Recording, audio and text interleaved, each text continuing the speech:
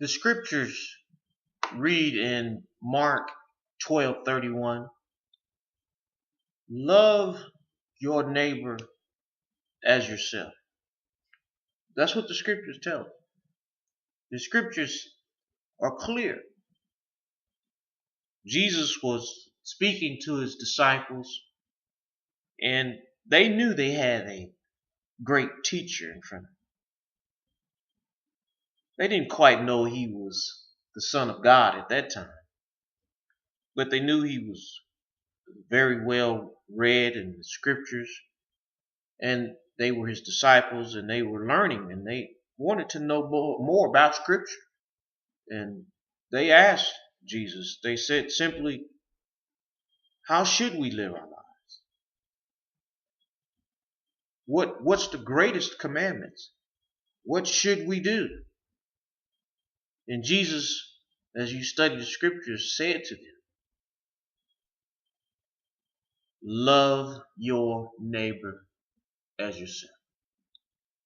Now, in context, you have to remember that Jewish law, which was the precedent at that time, that was the only relationship that mankind had with God, was through the law.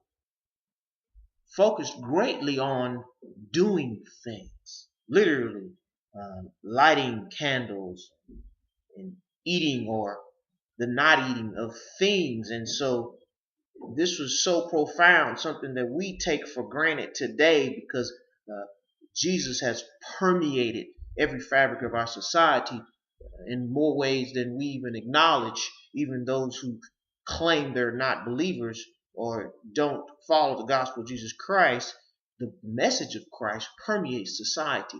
In other words, prior to Christ, good was what a person showed they did outwardly, the way one dressed, even a person's income level or the family they were raised or brought up in. That simply was how people gauged one as being good.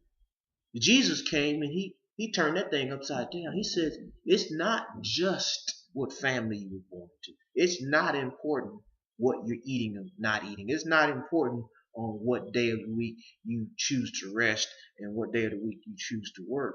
He says it's equally as important to love your neighbor as yourself. This is incredible, because if we call ourselves children of God the Most High, if we call Christ our King, then this commandment that he gave to us is non-negotiable. See, love is an action word. The Greek interpretation of this love that I'm speaking of is agape.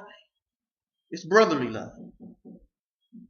In our English language, we have one word that symbolizes love.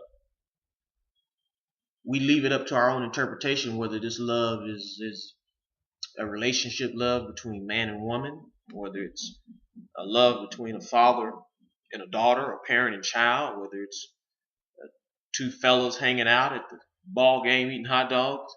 We can say, hey man, I love you, but we know that's not the same type of love as one would say to their wife or spouse. And when Jesus gives the commandment, love your neighbor as yourself, he's speaking of brotherly love. Brotherly love is showing love, not through religious things, but by our actions. Brotherly love is sharing what God is giving us. It's being a blessing unto others as God has blessed us. Brotherly love is an outward but spiritual, internal manifestation of what God has given. It's not lust. It's not sex. It's not going out buying someone things to appease them. A lot of people that come from money, I'm not one of them, will tell you their parents couldn't buy their love. They just wanted their parents just to spend time with them. They didn't care about the big Sweet 16 party. They didn't care about getting a new Mercedes for graduation. They would have rather just had their parents sit at the dinner table. But it's not enough to say, well, who is our brother or what is brotherly love? Well, then let's define who is our neighbor, who is our brother.